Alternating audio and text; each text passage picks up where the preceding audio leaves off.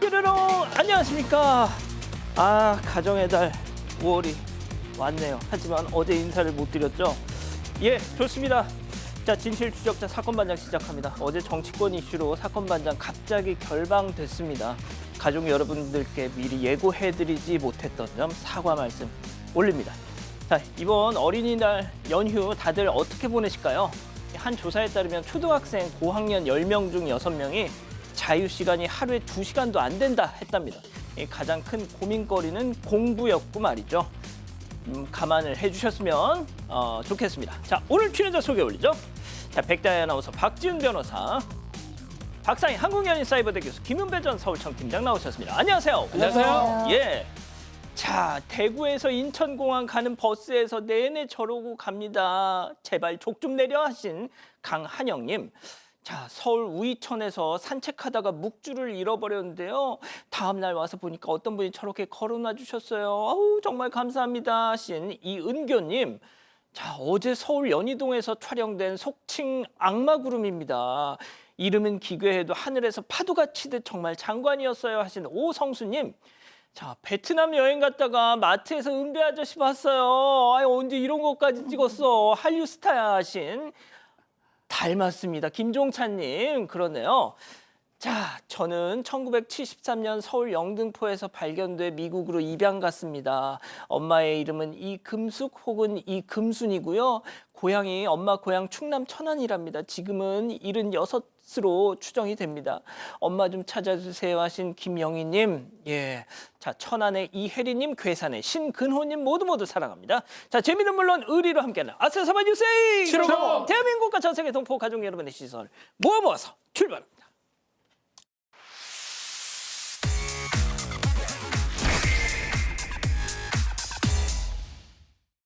첫 번째 가볼까요? 영업 끝났는데 점점점 한밤중 난데없이 벌어지는 황당한 상황 제보 영상 만나보시죠. 자, 불 꺼진 가게 안으로 들어온 남성들 말이죠. 의자도 하나둘씩 내려서 이 테이블 세팅한 혹시 영업 시작하나요 다시? 자, 냉장고로 가더니 맥주 한 병 쓱 가져와서 자리에 착석을 합니다. 자, 이내 입으로 가져가는 저 담배. 실내 금연일 텐데. 자, 야, 오늘 마시고 죽자. 자, 저렇게 짠하고 수다 신나게 떨더니 아이고 형님, 아이고 지금 사건 반장할 시간인데 그만 갑시다 하면서 자, 저렇게 여유로운 발걸음으로 사라집니다. 자, 저 사람들이 이 식당 주인과 지인이면 이 귀한 시간을 소개해드릴 이유가 없겠죠. 아무 상관없는 사람들이라는 거 아닙니까? 네, 맞습니다. 지난 26일 저녁 10시 20분쯤에 서울 강남구에서 고깃집을 운영하고 있는 제보자의 가게에서 일어난 사건입니다. 60대로 추정되는 남성 2명이 담배를 피우면서 영업이 끝난 가게로 이렇게 들어왔는데요. 당시 가게에는 불도 꺼져 있고 의자도 식탁 위로 다 올라가 있었습니다. 한 남성은 주위를 둘러보더니 의자를 내린 뒤에 자연스럽게 냉장고로 가서요. 맥주와 컵을 들고 와서 1시간 동안 술을 마시면서 대화를 나눴습니다. 실내 흡연뿐만이 아니라 바닥에 담뱃재를 털기도 했는데요. 또 이후 정리도 안 한 채 나갔다가 다시 들어와서 냉장고에 맥주 2병 값인 10,000원 한 장만 놓고 떠나갔습니다. 제보자는 당시 인근에서 식사를 하고 있었는데 조금 이상한 느낌이 들어서 가게에 갔더니 누군가 다녀간 흔적을 보게 된 건데요. 제보자는 10시에 마감한 지 얼마 안 돼서 들어왔다. 문을 잠근 줄 알았는데 실수로 열려있더라면서 두 사람과는 전혀 일면식도 없는 사이라고 전했습니다. 야, 그래도 이걸 양심이 있다고 해야 됩니까? 맥주값을 놓고 갔어요. 신고하셨나요? 자, 이게 이제 식당 무단침입은 됩니다. 돈은 돈이고요. 그래서 두 남자 경찰에 신고를 했는데 CCTV 영상이 있죠. 네. 당연히 특정이 되는 그런 상황이고 경찰이 아마 이 두 남성 연락이 됐던 것 같아요. 근데 이제 이튿날 이 두 사람이 찾아옵니다. 제보자 이 점주한테 와서 소주 4병 마시고 실수로 들어갔는데 아침에 깨보니까 이건 아니다 싶어서 사과하러 왔다라고 얘기를 합니다.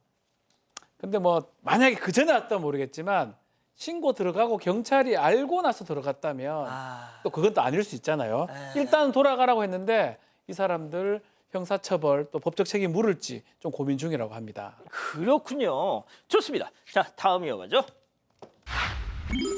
반려견 산책 중 봉변입니다. 자, 반려견들과 산책 중 황당한 일을 겪었다는 제보자 사연 영상 만나보시죠. 안녕하세요. 내가 가르쳐주니까 내가 가르쳐 줄 거예요. 누가 가르쳐요, 지금? 지금 불법이라고요. 입마개를 하고 다녀야 된다고요. 저희가 뭘 했는데요? 저희 지금 길가에 앉아서 누구예요, 당신은? 저희 애들 입마개 견종 아니에요. 입마개 해야 돼요. 골동이 뚫리고 개 물려가지고 지금 사고가 얼마나 많은지 알아요? 도베르만도? 저희가 법으로 돼 있다고요. 법 검증해보세요. 끈 길이 너 지금 몇 cm 했니? 내가 지나가도 얘도 나 물었으면 나 저희 끈길이요? 끈길이 왜요? 제가 이렇게 잡고 있었는데. 아니 끈 길이 너 안 줄였잖아. 너 지금 안 줄였지? 너 지금 잡고 있지 그대로 있어. 끈이 없는데? 이거 가방에 강아지 닿을 것 같은데 조금 뒤로 가실래요? 걔를 끌으세요. 걔를 끌으세요. 선생님이 그렇지. 좀 팬티 입혀라. 더럽다. 우리 성희롱 당하는 것 같아. 알겠어? 남자 더러워. 너는 개 키우는 것들. 자, 뭐 입마개까지는 개물림 트라우마가 있다면 그럴 수도 있을 것 같다 싶은데, 아니 숙혜한테 팬티 좀 입혀라. 나 수치스럽다는 건 잘 납득이. 네, 저도 처음에는 입마개 해라라고 했을 때는 뭐 도베르만이나 골든 리트리버가 입마금을 꼭 해야 되는 견종은 아니라도 좀 크니까 그럴 수 있겠구나 싶었는데 중간에 보니까 너희는 예비 살인자다. 그다음에 강아지한테 속옷을 입혀라. 성희롱 당하는 것 같다. 뭐 개 키우는 것들은 다 뭐 이렇게 막 욕을 하니까 좀 너무 과하다는 생각이 들어요. 그런데다가 이분이 나중에는 내가 경찰 출신이다라고 얘기를 했대요. 그러면서 너네 같은 것들 때문에 내가 잘렸다라고 얘기를 하면서 우리 집안에서 군견을 배출했다. 그런 막 이런 말도 안 되는 얘기를 해서 119에 신고를 했고 경찰이 왔다고 합니다. 박 변호사님, 이후에 어떻게 됐습니까? 자, 일단은 이 강아지가 이 사람을 위협한 게 아닙니다. 그럼에도 불구하고 지금 계속 저렇게 욕설 비슷하게 강압적으로 얘기를 하니까 뭐 명예훼손죄라든지 그런 것들로 고소할 수 있다라고 얘기하니까 그때 갑자기 여성이 집으로 돌아가겠다라고 얘기를 했다고 합니다. 그럼에도 불구하고 고소하겠다고 얘기하니까 그때 갑자기 태도를 바꿔서 사과 좀 받아주면 안 되겠냐라고 또 왔다고 해요. 제보자를 쫓아가면서 계속 그런 얘기를 하니까 제보자 일단은 명예훼손, 위협, 협박 등으로 고소장을 접수한 상태고요. 사실 저 강아지들이 9개월, 13개월 정도밖에 안 된대요. 어떻게 타인 성견이 아니기 때문에 다른 사람한테 뭐 위협적인, 공격적인 모습을 안 보였고 소형견한테도 물릴 수도 있을 그 정도라고 합니다. 어쨌든 간에 앞으로 이제 밖으로 나갈 때는 줄을 더 짧게 잡고 조금 걱정스러워서 산책을 거의 못 나가고 있다고 이렇게 얘기를 하고 있습니다. 그렇군요. 알겠습니다. 좋습니다. 자, 다음 이어가죠. 아이, 회식비 좀 주세요. 자, 다짜고짜 찾아와서 회식비를 요구한 남성 충격적인 장면 제보로 만나보시죠. 자, 성큼성큼 계단 오르는 남성. 자, 벌컥 문을 열고 두리번 되는데요. 아이고 사장님, 아이고야, 이거 반갑다. 아이고 말이야, 내가 말이야 이 구역 환경위원인데, 아이고 막 우리 회식비 좀 주시면 안 될까? 이만큼. 자, 그 얘기 듣고 마음 착한 사장님 또 가서 또 회식비를 들고 오셨 또. 자, 와가지고 하나 둘 셋 이렇게 세어보고 있는데, 아이고 우리 사장님 그 싹 좀 주셔 그거. 아이고, 자, 탈탈탈 그 결국 그걸 다 털어갑니다. 자, 은배 팀장님, 제가 지금 뭘 본 거죠? 회식은 니들 돈으로 하는 거 아닌가요? 그렇습니다. 지난달 25일 광명에 있는 에스테틱 샵을 운영하는 제보자에서 벌어진 일인데요. 2층에 위치한 그 샵에 한 남성이 다짜고짜로 들어가면서 뭐라고 하냐면은, 우리가 여기 환경미화원인데 1년에 한 번씩 회식을 하는데 사장님들이 덕을 보니까 회식비 좀 보태주시오 이렇게 했다는 거예요. 회식비를. 자, 그런데 갑자기 남성이 저러니까 저 여성 제보자 입장에서는 당황한 거 아닙니까? 그래서 현찰이 없는데요, 계좌이체를 해드릴까요? 정말 했더니 계좌이체 필요 없고 현금 있으니까 현금을 줘라 하면서 그렇게 요구했다는 겁니다. 그러니까 이제 그 남성이 그러니까 이 여성 사장 입장에서 볼 때에는 돈이 있는 거 꺼내서 좀 세는 중이에요. 얼마 줄까 셌더니 그 돈 모두 18,000원밖에 안 되는데 그들 몽땅 가져갔다는 거예요. 남성이 저랬으니까 만약에 저 사장님이 그 겁을 먹거나 외부심을 느꼈으면 이제 공갈죄가 될 수가 있어요. 10년 이하시나 2천만 원 벌금을 처할 수는 있는데 그까지 가진 않는다 하더라도 저렇게 와서 다짜고짜로 돈을 가져갔다, 저렇게 하는 환경미화원은 저는 없다고 봅니다. 그러니까요. 이거 무슨 뭐 보호비 명목으로 뜯어가는 조폭도 아니고 말이죠. 그렇죠. 옛날에는 저런 게 있었던 걸 또 있었던 글쎄요. 걸로 저도 얼핏 기억이 되는데 요즘은 없어요. 요즘은 없습니다. 옛날에는 뭐 예를 들어서 이건 좀 나이트클럽 이런 데 가면 어깨 잠깐 주물러주고 돈 달라고 뭐 그 옛날에 영화 같은 거 보면 나오지 내부자들, 않습니까? 이병헌. 그런 거 비슷하게 사실은 우리 지금 말씀하신 것처럼 환경미화원 아닐 가능성이 매우 높아요. 그럼에도 불구하고 아마도 뭐 여러 가지 생각이 있었겠죠. 아예 그냥 주자 아니면 좀 외압 무서움 느껴서 줬을 수도 있고 어쨌든 간에 환경미화원 아니지만 본인들이 달라고 했고 그냥 주셨는데 이게 사기 아니면 공갈이 될 것 같아요. 협박감을 느꼈다면 압박감을 느꼈다면 공갈이고요. 쏘가서 줬다 그러면 사기죄가 될 수 있고 아마 환경미화원이 공무원이 그 달라고 할 리는 없거든요. 사실은 그러니까요. 말이 안 되는 상황입니다. 해당 구청에서도 그런 얘기 저희 처음 듣습니다. 지금 자막으로 나가고 있는 것처럼 그렇게 했다고 하더라고요. 좋습니다. 마지막 사연으로 가볼게요. 자, 반말했다고 버럭입니다. 자, 집단지성의 판단을 받아보고 싶으시다면서 제보해 주신 사연 함께 들어보시죠. 안녕하세요. 올해 80대가 된 여성입니다. 소소한 취미가 집 앞 편의점에 공병을 가져다 주는 건데요. 남편이 소주를 자주 마셔서 병이 쌓이다 보니까 시작한 건데 산책도 하고 기분 전환도 되더라고요. 1년 동안 한 달에 한두 번 편의점에 가면서 점주랑도 대화를 나누는데 최근에 속상한 일이 생겼습니다. 여느 때와 같이 나 병 가지고 왔어 라고 했는데 갑자기 반말하지 마세요. 저 나이 먹을 만큼 먹었고 애도 있어요 이러는 거예요. 당황해서 아 그래? 어려 보여서 그랬어. 몇 살이야? 40대? 아님 50대? 라고 물었는데 아무 말도 안 하다가 앞으로 가게에 오지 말라고 하는 겁니다. 쫓겨나다시피 나왔는데 하루 종일 기분이 안 좋더라고요. 물론 다짜고짜 반말하는 사람은 저도 싫어하지만 1년 동안 대화도 종종 나눠서 저도 모르게 친근하게 생각했나 봐요. 집 앞에 있는 유일한 편의점이어서 앞으로도 종종 가게 될 텐데 반말하지 말라는 건 그렇다고 해도 좀 오지 말라고까지 할 일인가 싶더라고요. 제가 그렇게 크게 잘못한 건가요? 자, 기다리고 기다리셨던 부처 핸즈업 타임. 지금 7천여 분의 우리 가족 여러분들 채팅창에 OX로 함께 참여해 보시죠. 먼저 이 편의점 점주입니다. 아니 할머니 저하고 친하세요? 제가 동안이라는 소리는 좀 많이 듣긴 해도 암만 그래도 반말 그렇게 찍찍하시는 거 진짜 짜증 지대로다. 그리고 그 소주병 여기서 사간 건지도 모르겠는데 왜 그걸 허구한 날 갖고 오시냐고. 놓을 데도 없어서 아주 그냥 처치곤란이구만. 여기 갖고 오지 마시고 대형마트 자판기에다 반납하세요. 정말 동그라미. 좋습니다. 이 구도 최고예요. 다음 사연자 할머니입니다. 이제 알겠네. 이 늙은이가 반말한다고 기분 나빴던 게 아니라 빈병 때문에 그랬던 거구만. 이봐요. 이거 여기서 산 거 맞수다. 우리 영감이 여기 편의점만 이용한다고. 그리고 이 할매가 손주뻘 같아서 말 좀 편하게 했기로서니 그게 그렇게 화가 나. 야, 너 동안 아니야? 완전 노안이야? 내 동생인 줄 알았어. X입니다. 자, 팀장님부터 갈게요. 그렇습니다. 80세 먹은 저 어르신이 사실은 편의점 사장님한테 반말한 것에 대해서 사장님이 싫어했으면은 바로 어려 보여서 여기까지 좋았어요. 어려 보이는. 그런데 어려 보여서 그랬어가 안 되는 거. 반말하지 말랬으면은 아니 진짜 저 같으면은 아유 어려 보여서 그랬어요. 이렇게 해야 되는데 반말하니까 사장님 입장에서는 기분이 나빴던 거예요. 물론 지금 우리나라가 말을 잘해야 되는데 젊은 사람이라 하더라도 반말하는 거 기분 나빠하니까 80이 하더라도 앞으로는 사장님 빈병 갖고 왔어요. 이렇게 하셔야지. 저거는 제가 보기에는 80 먹은 그 어르신이 조금 잘못한 것 같아요. 네, 박 변호사님. 예, 뭐 저도 마찬가지입니다. 원인 제공이 전혀 없다면 이렇게 이해할 수가 없지만 그 전까지는 친하게 얘기를 했지만 반말한 적 없었던 것 같아요. 그날 반말을 했었고 아마 이분이 나이가 얼마인지는 알 수는 없지만 그게 지금 듣기 싫다는 거잖아요. 그럼 다음에 존댓말 쓰면 돼요. 뭐 어렵습니까? 근데 이걸 화낼 필요도 없는 거고요. 그럼 또 이 종업원 입장에서 그 당시가 뭐가 불쾌했을 상황이 있을 수도 있는 거잖아요.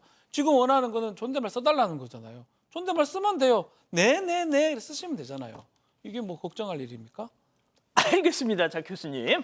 네, 뭐 그 점주님이시죠? 이 점주님이 이렇게 반말을 듣기 싫었던 이유는 있겠죠. 네, 이렇게 말투가 싫으셨을 수도 있고 병이 귀찮으셨을 수도 있고.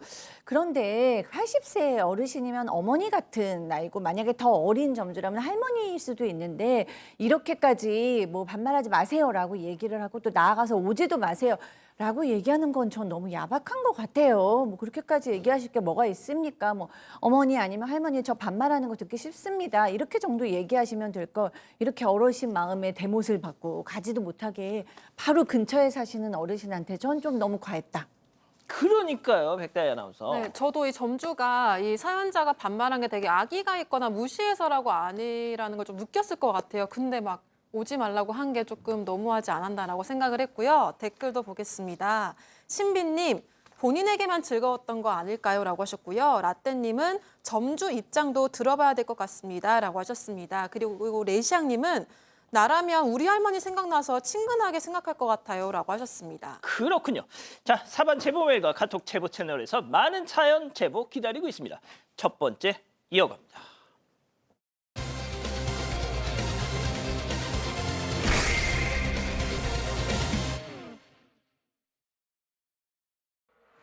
지난 4월 말 한 여행 유튜버는 중국 장가계로 패키지 여행을 떠났는데요. 즐거울 거라고 생각했던 여행은 시작부터 완전히 다른 방향으로 흘러갔다고 합니다. 왜 나는 가는데요? 하잖아요. 하잖아요. 분이 있으니까 그냥 보는 거잖아요. 또 가 있어요? 선생님 보는 게 아니어서 지나간 거예요. 저랑 눈길이 마주쳤잖아요. 뭐라고? 하나 봤잖아, 나오면서. 공항에서 만난 다른 여행사 가이드에게 다짜고짜 욕설을 들었다는 건데요. 대체 이 유튜버에게 무슨 일이 있었던 걸까요? 자, 한국인이 가장 사랑하는 중국의 관광지 장가계, 영화 아바타에 영감을 줬던 바로 그 천하 제일경이죠. 자, 여기에 한 여행 유튜버가 여행을 갔던 영상이 지금 화제입니다. 맞습니다. 이 여행에 가서 글을 올렸는데요. 여행사들이 이거 너무하지 않느냐라고 얘기하면서 글을 올렸는데 실제로는 여행사에서 제공하는 뭐 비행기라든지 호텔이라든지 식사까지 포함된 단돈 29만 9천 원짜리 30만 원 좀 덜 되는 그런 금액입니다. 아주 좋게 이 한국에서 출발해서 3시간 만에 도착을 했는데 중국의 공항에 내려서 도착해서 입국수도 밟고 밖으로 나왔을 때 뭔가 예상치 못한 일이 발생했습니다. 자, 입국장으로 딱 나와서 그 예상치 못했던 상황 직접 만나보시죠. 바로 공항 내려가지고 그냥 나갔어요. 근데 그때 카메라도 아예 안 들고 갔어요. 주머니에 넣어놓고 갔고 그냥 내리자마자 가이드님들이 딱 엄청 여러 분이 모여 계셨어요. 그럼 저도 이렇게 가이드를 찾아야 될 거 아니에요. 패키지로 갔으니까. 그냥 제 느낌인지 모르겠는데 계속 저를 엄청나게 째려보는 느낌이 들더라고요. 근데 거기서 어떤 가이드가 갑자기 뭘 보는데요? 거기서 딱 시작된 거예요, 그게. 카메라 없을 때만 그분들이 오세요. 왜 가이드들이 저렇게 저분한테 욕설을 했을까요? 아, 네. 그 설명이 좀 계속 긴데요. 이분이 그런 어떤 여행에 대해서 그 잘못된 것을 좀 고발하는 유튜버거든요. 근데 어쨌든 공항에 딱 도착했어요. 맨 처음에 카메라도 그냥 주머니에 넣고 뭘 찍는 것도 아니고. 근데 도착을 했더니 그러니까 내 여행사의 가이드를 찾아야 되잖아요. 그 막 찾고 있는데 저기저기서 막 가이드들 다 째려보는 거예요. 그러더니 한 명이 오더니 다짜고짜 막 욕도 했어요. 그래서 너무 기분이 나쁜데 뭐 그래도 피하고 나서 숙소로 돌아왔습니다. 그래서 이제 내 가이드는 누구지? 그랬는데 조금 있다가 이제 숙소에 그 가이드가 온 거예요. 그러면서 뭐라고 얘기를 하냐면 당신이 유튜브인 거 여기 다 알고 있다. 오. 우리 다 당신 얼굴 그 공유하고 있다라고 얘기를 하면서 영상은 찍어도 되는데 나쁜 영상은 올리지 말고 좋게 편집을 좀 해달라라고 얘기를 하는 거예요.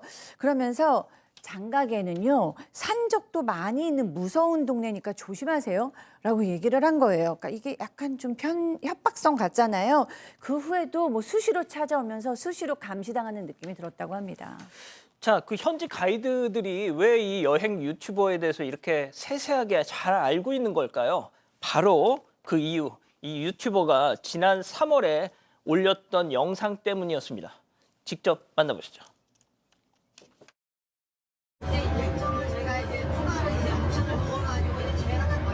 옵션을 선택 안 해도 되는 거잖아요. 기본적으로 이 정도는 그래도 맞춰야만이 그래도 가이드가 이렇게 나와가지고 제가 이 숫자를 아무리 지원해서 이렇게 일종의 보여줘요. 개인별로 그냥 자연스럽게 어디 볼 수도 있고 그다음에 그 시간 안에까지 그런 거네요. 그래서 제가 말씀드렸잖아요. 그래서 여기에서 여기 보다는 말씀했어요. 국내에 나가는 느낌이잖아요. 그런 느낌을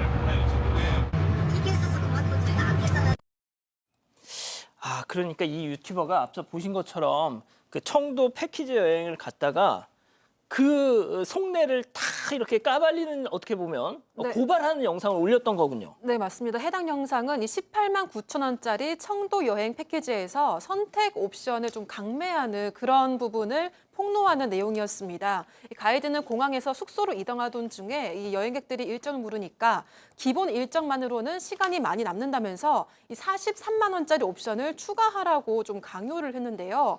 유튜버가 선택을 안 해도 되는 거냐 이렇게 얘기를 했더니 티켓에서 그만큼 아끼지 않았냐, 가이드가 적자를 보지 않는 선에서 협의를 하자 이렇게 계속 요구를 했다고 합니다. 이런 대화가 오가고 나서 가이드의 태도가 눈에 띄게 나빠졌다고 하는데요. 그래서 유튜버는 일정 내내 불편하고 눈치를 봤었다고 전했습니다. 또 영상은 초저가로 여행을 다녀올 수는 있지만 이 가이드와 여행사가 옵션과 쇼핑으로 매출을 내는 방식으로 돈을 벌고 있다는 점을 비판하면서 마무리를 했는데요. 그런데 이 영상이 큰 화제를 모으면서 이 영상 내용과 유튜버의 신상이 가이드 사이에서 공유가 됐었다고 합니다. 아하. 그래서 유튜버도 이 공항에서 마주친 가이드도 자신의 얼굴을 알아보고 화를 낸 것 같다고 전했고요. 알고 보니까 청도 여행에서 옵션을 강매한 가이드랑 이 장가게 여행에서 욕설한 가이드가 같은 여행사 소속이라고 합니다. 하하. 야, 얘가 아직 어떻게 보면 그 현지 가이드들 사이에서 이 유튜버가 요주의 인물로 딱 이렇게 입소문을 탔던 모양이에요. 앞서 보신 그 청도 그 영상 때문에 말이죠. 사실상 뭐 앙심을 품게 된 것 같다라고도 할 수 있을 것 같은데, 자, 그런데 이 유튜버가요, 이번에는 장가게 여행을 갔던 거잖아요. 자, 그런데 여행 내내 등골이 서늘해지는 일이 있었다는 겁니다. 체크포인트 짚어보죠. 야, 너 장가게 와 있지? 아, 팀장님. 그렇습니다. 이 유튜버가 한국에 들어가기 전날 밤 모든 일정을 바치고 유튜브에 있는 댓글을 확인하는 중인데, 이 댓글 같은 경우에는 이제 부적절하거나 아니면은 그 악성 댓글 같은 경우는 보류됨으로 떠 있는데, 이 댓글도 보류됨으로 돼 있어요. 그래서 확인해 봤더니 유튜버가 장가게 있다는 사실을 알고 있다면서 살해 협박을 하는 내용이 있었다고 합니다. 그런데 유튜버 입장에서 볼 때는 장가게 간다는 거는 부모들이라든지 아니면 친한 지인밖에 못 알는데 어떻게 다른 사람들이 이런 걸 알고 있는가. 아마 생각에는 패키지 하는 동안에 여행사하고 가이드들이 정보를 공유한 거 아니냐. 그리고 그 후에도 욕설이 적혀있는 협박성 메일을 받았다고 하는데, 그 유튜브 입장에 그런 거예요. 공개된 메일이 아닌데 어떻게 메일 주소를 보고 그 사람들이 들어왔을까 싶었는데, 아마 여행할 때에 여행사에 그 자기 메일을 쓰지 않습니까? 그 메일을 한번 공유해가지고 저한테, 유튜브한테 협박성 메일을 보낸 거 아닌가, 이렇게 추측하고 있습니다. 자, 그런데 놀랄 일은 여기서 끝나지 않았습니다. 그 장가게 현지에서 여행을 하는 도중에 그날 밤에 벌어진 일도 있었는데요. 직접 그 영상 만나보시죠. 기동으로 피곤해가지고 그냥 잘게. 좀 못 먹을 것 같아. 다음에 내일이면 야, 얘네는 뭐 만날 시간은 뭐 그게 아니고 이제 여러 가지 조금 그거는 있어요. 지금 비 오고 너무 피곤해가지고 몸도 안 좋고. 간단하게 맥주 한잔. 다음에 그래 필요 감사합니다. 여기 양꼬치 집에다가 얘기까지 해놨는데. 아 예.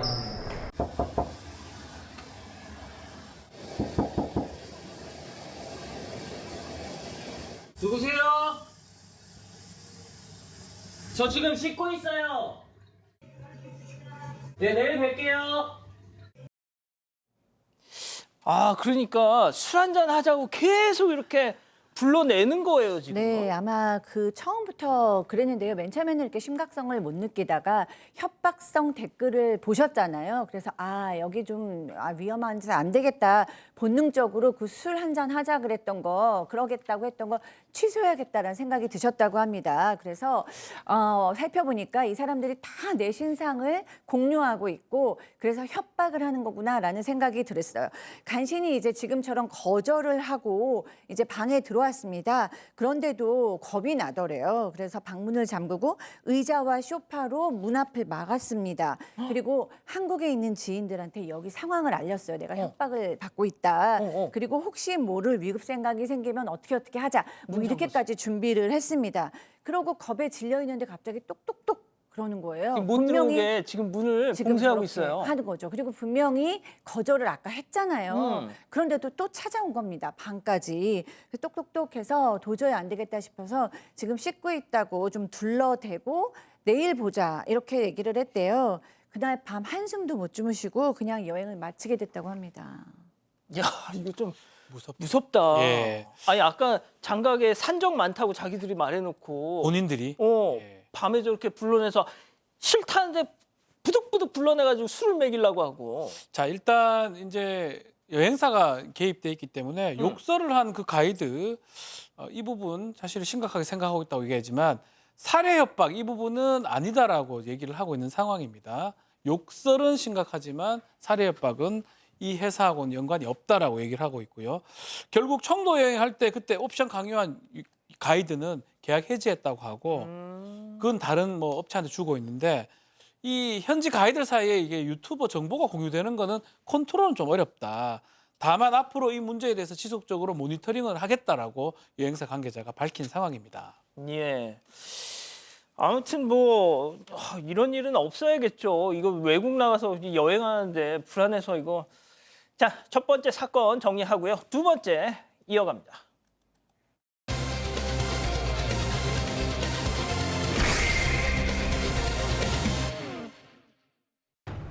부산의 한 빌라 주차장에서 아들이 또래의 고등학생 무리에게 집단 폭행을 당했다는 제보가 들어왔습니다. 가해 학생이 피해 학생에게 여자친구의 SNS를 차단하라고 요구하면서 벌어진 일이라는 주장입니다. 무슨 일이 있었던 건지 알아봅니다.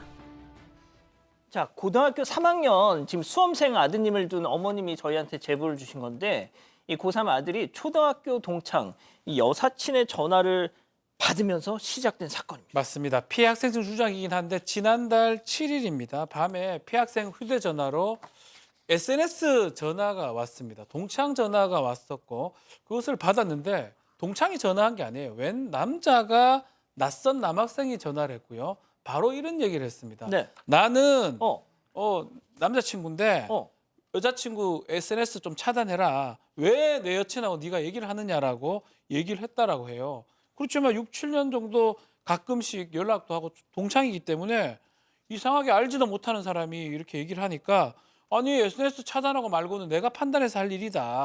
그렇지. 라고 얘기를 하니까 남학생이 계속 SNS 차단을 요구를 하면서 욕설을 했다고 해요.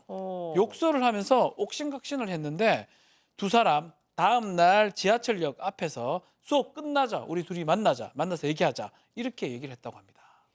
야, 너 내일 DMC 역으로 나와. 뭐 이렇게 해가지고 서로 지하철역에서 보기로 약속을 한 거예요. 갔죠?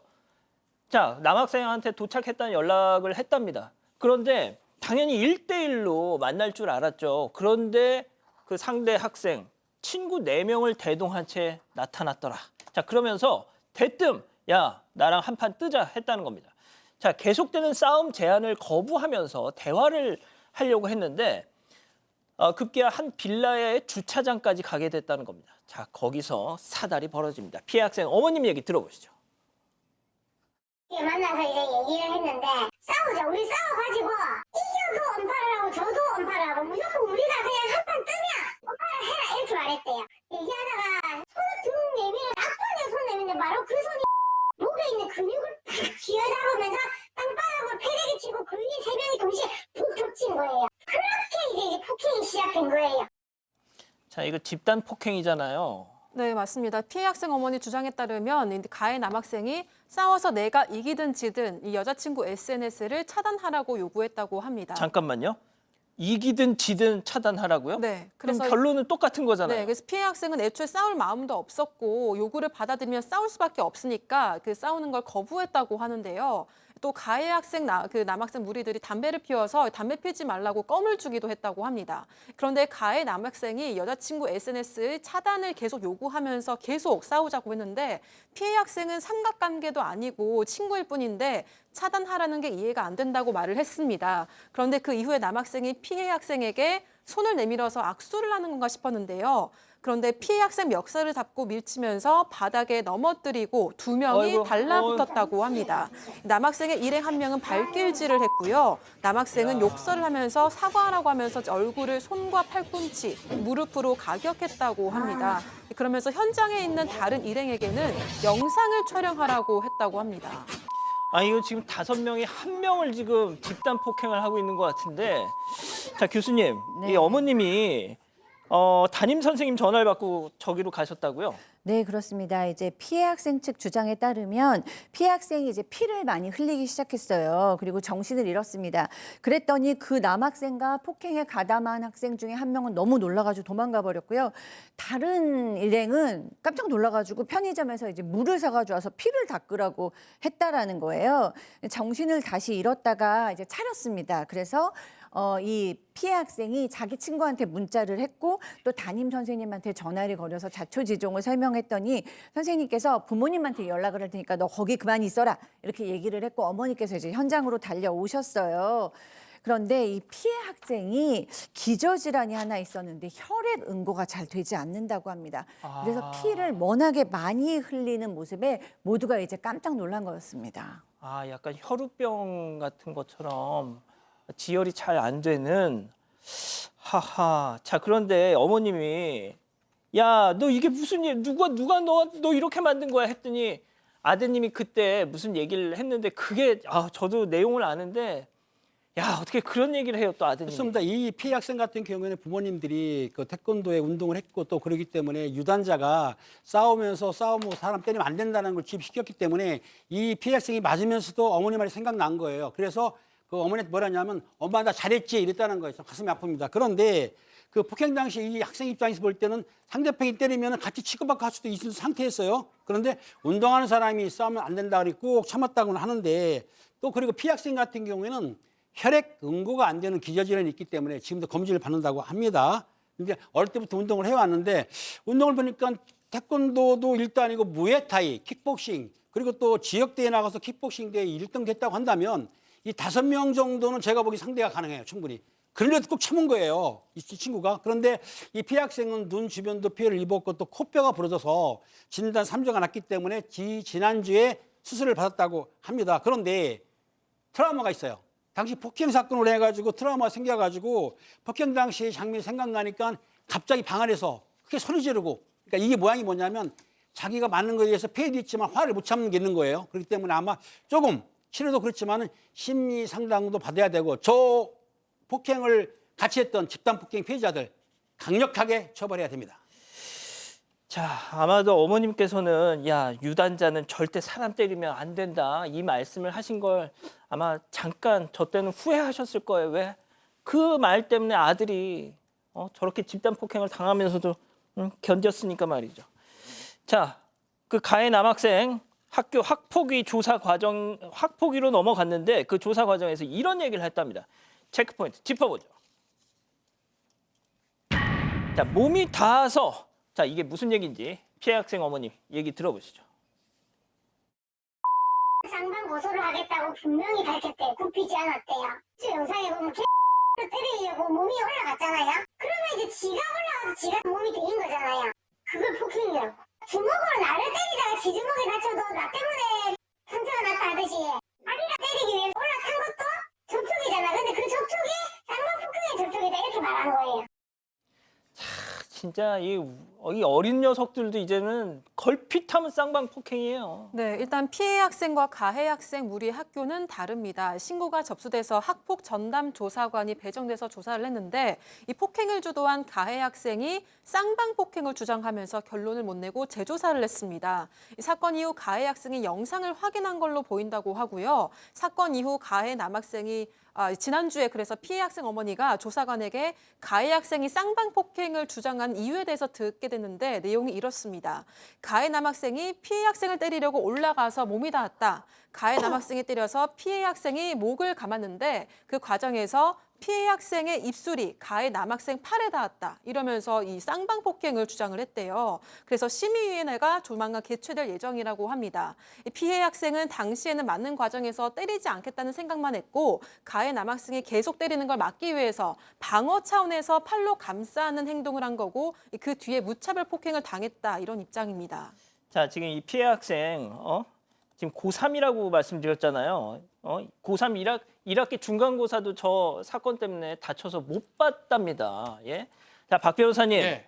저거 쌍방폭행 맞습니까? 쌍방폭행을 보기 좀 어려워 보이거든요. 영상이 지금 다 남겨져 있습니다. 다시 보여주세요, 영상. 예전에 영상이 없을 때는 그런 주장을 했을 때는 조사가 더 좀 심각하게 되는 경우도 있는데 지금 여러 명이 집단으로 폭행하는 모양새입니다. 방어를 하는 거는 손 올리는 거 방어의 수단으로 봐야 되기 때문에 쌍방폭행은 좀 어려워 보이는데요. 뭐 다른 영상이 있다면 모르겠지만 일단 확인한 바에 따르면 이 가해 남학생이 쌍방폭행으로 경찰이 고소는 하지 않은 걸로 보입니다. 오히려 더 중요한 거는 뭐냐면 무리가 폭행을 사전에 모의를 했는지 또 영상을 어떻게 찍었는지 그리고 이것을 유포했는지 이 등등이 가장 좀 중요한 쟁점으로 보이고 요거를 조사한 뒤에 검찰로 송치할 예정이라고 합니다. 야, 참 이 어린 녀석들이 참 무서운 걸 몰라요. 자, 저희가 이 가해 남학생 부모한테도 지금 쌍방폭행이라고 정말 생각하는지 등등 좀 입장을 듣고 싶어서 연락을 취했지만 피드백이 오지 않았습니다. 자, 두 번째 정리하고요. 별별 상담소 이어갑니다.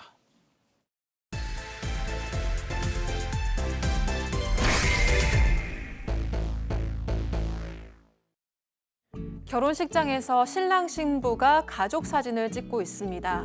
그런데 두 사람의 표정이 어딘가 불편해 보이는데요. 그때 시어머니가 갑자기 신랑의 입에 무언가를 넣습니다. 신부에게 최악의 날로 남은 결혼식 날, 대체 무슨 일이 있었던 걸까요? 자, 실제 사연을 당사자 특정을 이유로 일부 각색했다는 점 먼저 말씀드리고요. 자, 저 결혼식 날 신랑 신부보다 더 바빴던 그 입에다 뭐 넣어줬다는 분 누구였을까요? 네, 바로 이번 사연의 주인공 정 씨의 시어머니였습니다. 정 씨는 현재 40대 여성인데요. 10년 정도 전에 독서 모임을 나갔어요. 그런데 그때 어떤 중년 부인이 오시더니 참 좋게 예쁘게 생겼다, 단아하다 막 이러더니 우리 아들하고 한번 만나보면 어때? 라고 얘기를 하는 거예요. 그래서 뭐 소개팅을 주선하셨으니까 한번 만나봤습니다. 그런데 소개팅이 나온 남자가 정 씨한테 큰 관심이 없어 보였어요. 그리고 연락도 오지 않았습니다. 그런데 며칠 뒤에 중년 여성이 다시 연락이 와서 우리 아들이 쑥스러워서 연락을 못했대더라. 한 번만 더 만나봐 라고 얘기를 이 어머니가 애프터 신청을 하시는 거예요. 오. 그래서 다시 만났습니다. 그랬더니 뭐 일이 술술 풀리더니 결국에는 이제 결혼까지 꼴이 나게 됐습니다. 자, 한마디로 시어머니가 이 결혼에 오작교가 된 셈인데, 자, 그렇게 맞이한 결혼식 날, 이 정 씨, 사연자 정 씨에겐 두고두고 잊지 못할 하루가 됐습니다. 네, 결혼식 당일에 미용실에서 만나기로 한 남편이 코빼기도 안 보였다고 합니다. 남편의 연락만 기다리다가 정 씨는 혼자서 뭐 메이크업이며 다 끝냈는데요. 그러니까 알고 보니까 남편은 전날 밤에 친구들이랑 술을 마시면서 술에 잔뜩 취해서 결혼식 당일날 아침에 늦잠을 잤던 거였습니다. 그래서 남편은 뒤늦게 결혼식장에 나타나서 정말 숙취에 잔뜩 찌든 몰골로 나타났는데요. 더 어이가 없었던 건 아내와 처가 식구들한테 사과 한마디를 하지 않았다고 합니다. 하지만 더 기막힌 순간은 가족 사진을 찍으려는데 남편이 시어머니에게 엄마 나 배고파 이러면서 투정을 부렸대요. 그러자 시어머니가 어디서 난 건지 떡을 꺼내서는 사진을 찍는 와중에도 아들 입에 쏙쏙 넣어줬다고 합니다. 정 씨와 친정 식구들은 이걸 보고 그야말로 할 말을 잃었다고 합니다. 자, 박 변호사님. 예.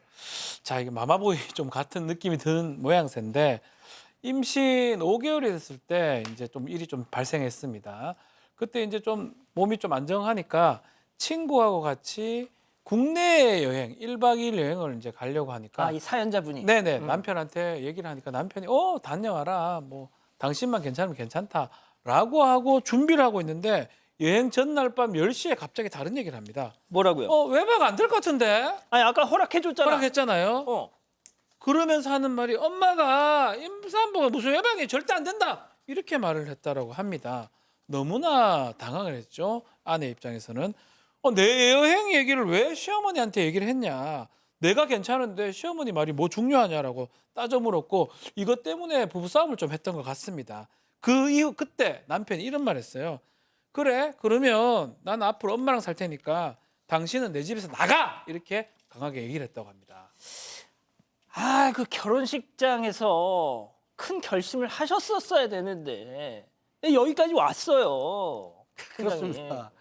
시간이 지나가지고 7년이 지났습니다. 그때 딸이 7살이 됐는데 이제 그 7살 딸이 친구들 따라서 태권도장을 나갔거든요. 태권도장을 나갔는데 어느 날 시어머니가 집에 왔는데 그 손녀가 태권도복을 입고 들어온 걸 보더니 노발대발을 한 겁니다. 무슨 여자애가 태권도야. 다치면 어떻게 하려고 이렇게 노발대발을 했고요. 그리고 보니까는 그럼 당장 그만둬라 이렇게 화를 냈다는 겁니다. 그러니까 이 알고 봤더니 남편이 엄마하고 얘기하면서 딸 얘기를 미주알, 고주알 얘기를 다 했기 때문에 죄다 보고를 했던 거예요. 그러니까 시어머니가 다 알고 있었고 그리고 이 남편이라는 분이 이 마마보이가 사실은 하루에도 몇 번씩 자기 엄마하고 전화를 알콩달콩 전화를 한다고 합니다. 그러다 보니까 모든 걸 보겠던 것이고요. 그런데 이 정 씨 같은 경우에 사실은 시어머니가 통화하면서 시어머니가 일상수시를 공유했는데 오죽했으면은 장 씨가 이제 시어머니하고 통화를 하면서 이 상황까지 다 아는 거예요. 그러면 그렇다고 하면은 이 시어머니가 말하는 거 듣고 소름이 끼칠 정도라고 한다면 이 남편이 이 마마보이가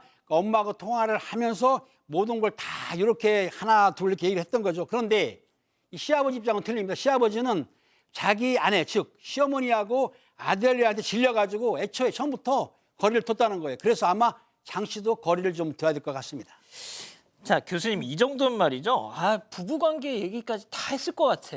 자기 엄마한테. 네, 뭐 부부관계 얘기도 했을 것 같고요. 심지어 이 장 씨의 오빠 얘기까지 하는 겁니다. 시어머니가 전화 오셔서 니네 오빠 실직했다면서 어떡하니? 뭐 이렇게 얘기를 하는 거예요. 그래서 너무 이제 좀 기분이 안 좋아서 남편한테 왜 우리 집 얘기, 친정 얘기까지 어머니한테 다 하냐? 이거 불쾌하다라고 얘기를 했더니 남편이 도리어 화를 내면서 같은 가족인데 왜 말을 못하냐? 우리 엄마는 가족도 아니냐? 라면서 화를 냈어요. 그래서 그날부터 이제 냉전 상태에 돌입을 했는데 근데 문제는 그 바로 다음 날이 딸의 생일이었다고 합니다. 네, 그래서 같이 케이크나 먹자라고 얘기했더니 남편이 전화로 난 가족도 아니잖아. 너희끼리 먹어. 그리고 전화를 뚝 끊어버렸다는 거예요.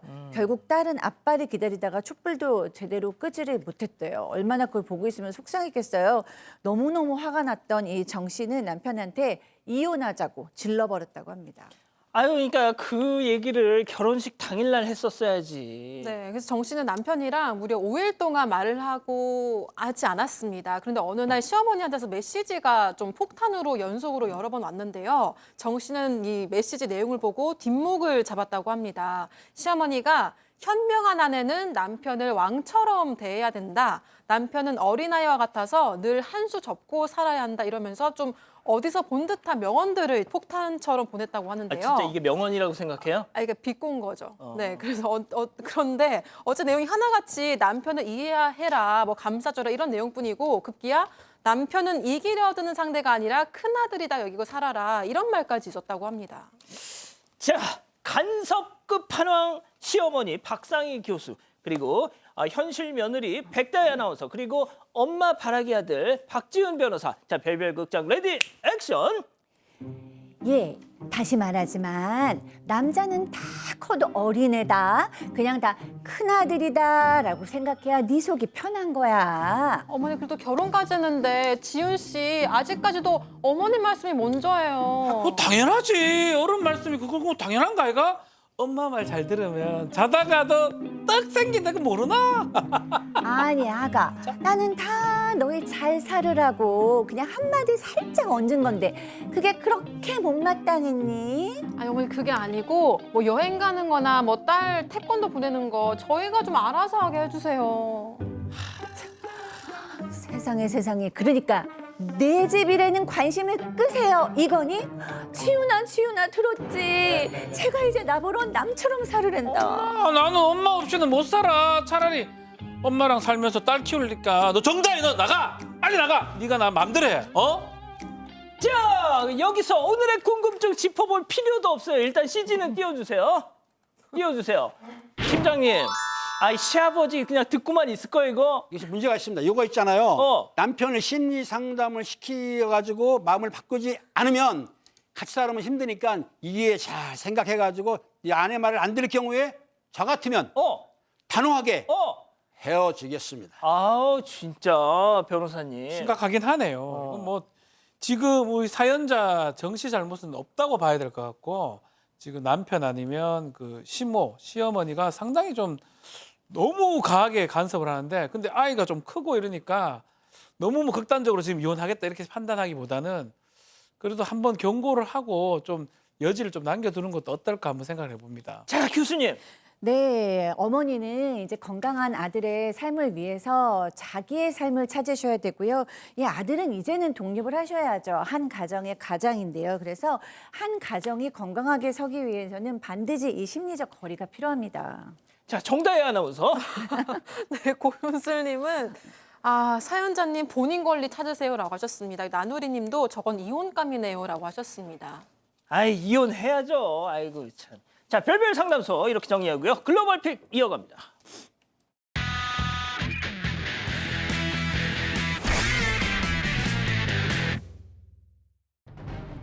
네, 운전자가 없는 대형 트럭이 좁은 비탈길을 빠르게 뭐야, 이거? 미끄러져 어디 내려갑니다. 갔어? 남성이 트럭을 멈춰보려고 앞을 붙잡고 졸졸 이렇게 쫓아가고 있는데요. 하지만 포기했어. 트럭은 멈추지 않고 결국 이렇게 포기하고 말았습니다. 아 저 안타까운 심정. 네, 거침없이 미끄러지던 트럭은 건물을 아슬아슬하게 비켜서 더 내려가다가 겨우 멈춰섰는데요. 이 뒤늦게 후다닥 달려가는 저 남성이 바로 트럭 운전자였습니다. 아 왜 그랬어? 네, 길게 내려온 전선이 트럭 짐칸에 딱 걸려서 이걸 치우려고 운전자가 내렸는데 주차 브레이크를 아이고. 채우는 걸 깜빡하는 바람에 이런 사고가 벌어진 건데요. 그래도 다친 사람이 없다고 하니까 정말 다행입니다. 다음 이어갑니다. 여기 휴대전화 가게입니다. 마스크를 쓴 남성과 사장이 대화를 하고 있는데요. 근데 뒤를 휙 주머니에 손을 넣고는 또 휙 살피는 모습이 아무래도 좀 수상해 보입니다. 수상해. 그 순간 손을 빼서 팔. 사장 얼굴에 이게 뭐야? 새빨간 가루를 뿌려버립니다. 고춧가루. 자, 사장이 물러난 틈을 타서 돈통에 손을 쑥 넣고요. 팔을 막 뻗어 보지만 남성을 맞기에는 사장님 역부족이죠. 아유 와 그래도 쫓아가. 자, 저 남성이 사장의 얼굴에 뿌린 건 매운 고춧가루였고요. 아, 진짜. 주변 행인들이 사장을 도우려고 얼른 달려오긴 했지만 안타깝게도 남성을 놓쳤다고 합니다. 하나로 약 85만 원을 훔쳐서 달아난 저 남성 경찰에서 열심히 찾고 있다고 합니다. 아유 힘들게 산다. 다음 이어갑니다. 우뚝 선 남성의 머리 위에 새까만 뭔가가 슬슬 움직입니다. 가만히 보니 저건 커다란 바퀴벌레죠. 아유. 마침 지나가던 여성이 손가락으로 탁 튕겨서 치워줍니다. 그걸 또 못 치워. 그래서 남성이 감사해 하기는커녕 펄쩍 뛰면서 화를 막 냅니다. 왜? 그러고 얼른 몸을 숙여서 바닥에 떨어진 바퀴벌레에게 조심조심 손을 뻗습니다. 아 찌찌해. 사실 저 바퀴벌레는 남성이 키우는 반려곤충이었다고 해요. 뭐야? 쓰고 있던 복면도 바퀴벌레가 안정적으로 붙어 있으라고 일부러 아야 아는. 한 거고요. 이런 일이 또 없으려면 목줄이라도 해야 하는 거 아닌가 모르겠습니다. 아니 저걸 왜 키워? 그러게요. 자 마지막 이어갑니다. 아우 부끄럽다. 네, 아예 소시지가 탐났는지 강아지가 자꾸 주변을 얼쩡거리는데요. 좀처럼 눈을 떼지 못하는 모습이죠. 아이가 포장지를 입에 물고 뜯는 순간 결국 이렇게 그 순간 이렇게 낼름 뺏어먹고 맙니다. 네, 아이는 방방 뛰면서 울기 시작하는데요. 얼른 강아지를 쫓아서 나가보는데 하지만 볼일을 다 마친 강아지는 뭐 언제 그랬냐는 듯이 아이를 피해서 쏜살같이 도망을 칩니다. 아니 쟤는 본능에 충실했을 뿐인데. 네, 끝까지 쫓아가보지만 이미 늦은 걸 알았는지 아이가 멈춰서서 이렇게 서럽게 우는데요. 이걸 왜 둘이 불러를 친 거야? 얼른 화해했으면 좋겠네요. 아유 참 안타깝습니다. 자 글로벌 픽 정리하고요. 잠시 뒤에 돌아올게요. 예, 사랑하는 사건 반장 가족 여러분, 저희 다음 주 월화 이틀간 쉽니다. 수요일 저녁 7시 50분에 다시 오겠습니다. 못다한 말씀 이어지는 유튜브 라방 사반 후반에서 전해드리고요. 자, 행복한 연인 보내십시오. 감사합니다.